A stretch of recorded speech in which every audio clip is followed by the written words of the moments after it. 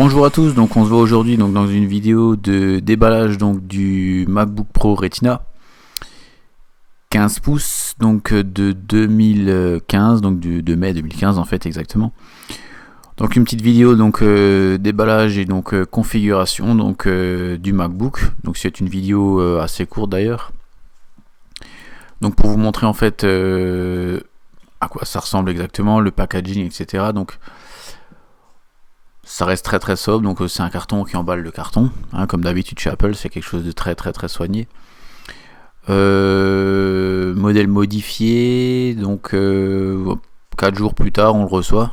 Donc je vais juste poser vite fait ma caméra. Donc au niveau utilisation, c'est un ordinateur donc, qui pèse environ 2 kg. 2 kg, donc un 15 pouces avec un écran donc, de 2800 par 1800. Et qui offre justement des caractéristiques techniques dernière génération. Donc voilà, donc le carton, tout simplement, en fait, il y a des petites encoches pour pouvoir donc fixer le carton du MacBook Pro en fait. Donc voilà le carton. Donc le MacBook Pro, donc vous voyez, c'est quelque chose de très très très épuré. Hein. Il n'y a rien on va dire de fioritures. Vous voyez, c'est tout simplement ça. Donc c'est une grande boîte. Hein. C'est à peu près c'est pas grand en fait d'ailleurs. Donc au niveau du contenu, ça arrête, donc on aura donc l'ordinateur forcément, le guide de démarrage, le câble d'alimentation et une rallonge. Donc en fait, parce qu'il faut savoir qu'il y a deux choses, c'est-à-dire qu'il y a des fois il y a des prises qui fonctionnent avec le système de base et des fois il y a des prises qui ne fonctionnent pas. Donc du coup, il donne une espèce de rallonge avec qui nous permet donc de déballer tout ça. Donc une fois qu'on a ouvert le carton, donc le carton donc délicatement ouvert, on a donc avec une petite languette on soulève et donc on prend donc notre ordinateur portable. Donc tout simplement. Donc ça c'est la rallonge, donc il se branche directement sur le truc. Ça c'est donc le câble d'alimentation qui se branche sur l'autre. Pourquoi il se branche dessus ? C'est au cas où si votre prise en fait ne prend pas en charge les derniers protocoles. En fait c'est un peu compliqué, vous voyez, donc il y a différents embouts directement dedans. Donc là c'est tout simplement donc dessus. Donc on a donc le gros bloc donc du 85 watts, 85 watts. Et voilà, et le guide de démarrage donc du MacBook Pro. Donc rien de voilà, c'est tout. C'est tout ce qu'on a dans un packaging de MacBook Pro Retina. C'est très très très sobre, parce qu'en fait il n'y a pas grand chose avec, puisqu'en fait il n'y a pas grand chose, puisque tout est dans l'ordinateur forcément. Ah, ça c'est encore un iPhone, alors, qui n'a rien à faire là d'ailleurs. Donc on a donc l'ordinateur donc, qui est protégé dans un film, donc tout simplement, juste régler le focus vite fait. Donc au niveau des ports, on a donc deux Thunderbolt 2, un USB, et de l'autre côté on a donc les fameuses trucs antidérapantes, donc intégralement en aluminium, hein, forcément, donc comme tous les MacBook Pro d'ailleurs, oui, comme tous les MacBook Pro, y compris le MacBook de cette année d'ailleurs. Donc et de l'autre côté on a donc tout simplement une prise donc la grande fente c'est SD, HDMI et USB, c'est tout. Donc si on compte, donc on a deux Thunderbolt 2, deux USB 3 et une prise jack. Et c'est tout. Voilà, il n'y a pas d'Ethernet. Et il y a aussi une HDMI. Donc, qui peut être pratique pour visionner directement sur votre téléviseur le contenu de l'ordinateur sans avoir d'adaptateur ni rien. Câble HDMI, hop, et c'est bon. Alors, au niveau contenu, c'est très sobre. Par contre, donc c'est un ordinateur qui va charger très rapidement. Hein. Environ en 2 heures et demie c'est chargé. Donc vous voyez, une fois qu'on a enlevé donc, le film, on l'ouvre. On a donc le fameux clavier donc Unibody, donc de chez Apple, avec donc un toucher tout à fait particulier. Et là il y a le petit film donc de protection pour l'écran qu'on va retirer délicatement. Donc en général moi je garde tous les accessoires et tous les contenus dans le cas d'une éventuelle revente, hein, aussi, et aussi surtout pour au cas où si je décide par exemple maintenant je l'utilise plus du tout, donc de le ranger. Donc on va l'ouvrir, on va l'allumer. On a le fameux bruit donc officiel donc d'Apple, hein, comme toujours. Donc la fameuse pomme avec le chargement, donc ça ressemble beaucoup aux iPhones, hein, si vous regardez. Et donc là on arrive, donc on choisit donc la langue, utiliser le français. On va configurer donc les zones de pays, etc., etc. Une fois que qu'on a fait ça, donc pareil, le trackpad c'est aussi un trackpad Force Touch, donc qui est complètement différent. Donc moi je fais français numérique, ce qui me permet d'avoir les chiffres au-dessus. Je choisis donc ma box, je rentre les mots de passe, etc.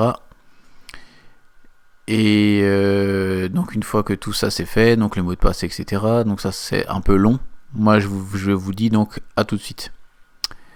Donc une fois qu'on a rentré les mots de passe, qu'on a choisi donc le compte Apple, etc., qu'on a mis en place les Wi-Fi, etc., etc.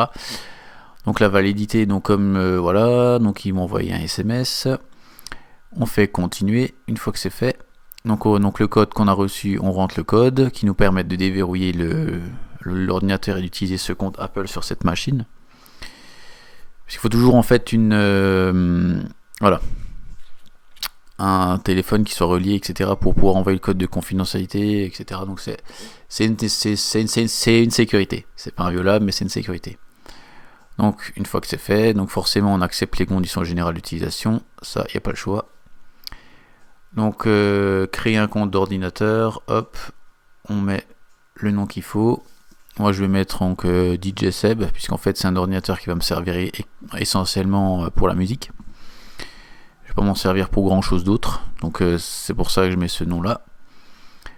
On le laisse mouliner, le trousseau iCloud pareil, configurer le trousseau, autoriser sur notre appareil, utiliser le code de sécurité iCloud, etc., etc. Donc moi je mets autoriser sur notre appareil, donc en fait c'est tout simplement donc par exemple l'iPhone qui va servir à ça. Le chiffrement 5V je le mets pas en route.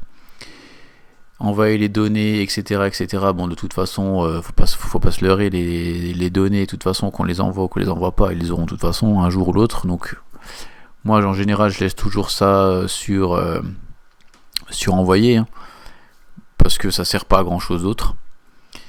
Donc, vous voyez, au niveau de l'utilisation, en fait, ça ressemble carrément à un démarrage donc d'iPhone ou d'iPad. Hein. Il n'y a pas de différence majeure entre un iPhone, un iPad et le Mac, hein. C'est exactement le même genre, c'est même d'ailleurs le même genre de menu, hein.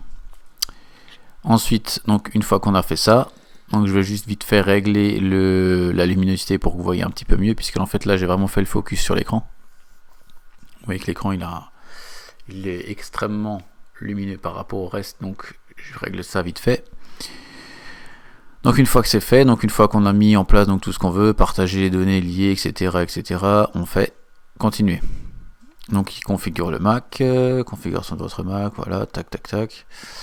Une fois que c'est fait, voilà, c'est terminé. Donc en gros la configuration, si on a déjà les comptes Apple, etc. en place, ça prend 5 minutes. Et donc nous voilà donc sur le Mac, hein. Tout simplement le Mac de base. On l'allume, on configure et ça nous donne ça. Sachant que je ne l'ai pas chargé directement sur batterie, j'ai d'abord laissé l'ordinateur se décharger avant de recharger, pour éviter tout simplement tout ce qui est usure batterie. Et d'ailleurs je vous présenterai des logiciels pour pouvoir gérer correctement sa batterie sur Mac, des astuces pour le montage vidéo sur iMovie, etc., etc. On fera plein de choses, mais là d'abord je voulais vous montrer l'ordinateur qui servira à faire toutes ces vidéos. Ensuite au niveau du contenu, alors au niveau du contenu, donc c'est un ordinateur donc qui a 512 Go de flash, qui a donc la possibilité donc qui est très très puissant puisqu'on est sur un i7 quad-core et 16 Go de RAM, sans carte graphique. Strictement inutile, une carte graphique pour la musique ça sert strictement à rien. Donc ça c'est fait, et ensuite donc au niveau du reste, donc je vais vite vous montrer à peu près là, donc pas à peu près, vous montrer la vitesse donc du disque dur qu'il y a dedans, donc du SSD. Donc pour savoir ce que c'est le SSD, je vous renvoie à la première vidéo que j'avais fait dessus. SSD versus HDD. Donc on télécharge ça. Une fois que c'est fait, donc on démarre le test. Donc en fait ça c'est quoi? C'est un logiciel qui va tester en fait la vitesse d'écriture et de lecture du disque dur interne. C'est-à-dire qu'il va émettre donc des calculs, des tailles de fichiers de calcul. Et en fonction de ça, il va nous dire bah voilà, ça peut faire ça, ça peut faire ça. Donc si vous voyez par exemple au niveau Will it work? Donc est-ce que on peut le travailler? Ben en fait on peut tout faire avec ça. Avec ce disque dur là, il n'y a absolument aucun problème. Donc on a donc un 1500 mégabits en écriture à peu près, et en lecture on est à 1700, 1800 environ, voilà. Ce qui reste absolument stratosphérique, sachant que c'est juste un disque dur. Voilà. Donc on est sur un disque dur qui a 1,8 gigaoctets d'écriture et de lecture, en gros. C'est parce que ça dépend de la taille des fichiers, ça dépend de plein de choses. Donc voilà, donc c'était la petite vidéo donc de déballage et en même temps donc de présentation. Donc vous voyez Safari, donc bienvenue dans Safari. On clique sur commencer à utiliser Safari tout simplement et vous voyez il y a quasiment rien qui change par rapport à un iPad, hein. C'est exactement le même principe, il y a exactement le même genre de cube, de carré, tout ça, bien sûr parce qu'il y a le compte, hein, ça c'est certain, mais aussi parce que c'est du Apple, donc c'est du simple, facile, rapide, extrêmement fluide. Donc voilà, donc c'était la petite vidéo donc de déballage et de configuration. Donc vous avez vu, c'est très simple, hein. Donc du MacBook Pro Retina 15 pouces donc de mai 2015. Il y aura plein d'autres vidéos sur les Mac, hein, tout simplement sur les systèmes d'exploitation, comment gérer la batterie, comment gérer les affichages, comment brancher un écran externe, comment gérer. Il y aura plein de vidéos de ce type dessus. En attendant, moi je vous souhaite donc une bonne journée à tous, bonne vidéo. Si jamais vous avez des questions, il y a les commentaires donc directement. Si vous avez aimé la vidéo, un petit like, ça fait toujours plaisir, et partagez si vous pensez que ça peut aider quelqu'un d'autre, ou tout simplement si ça peut aider votre entourage aussi à faire son choix ou à voir qu'est-ce que ça vaut, à quoi ça ressemble un MacBook Pro Retina 15 pouces. Merci, à plus, à bientôt, ciao.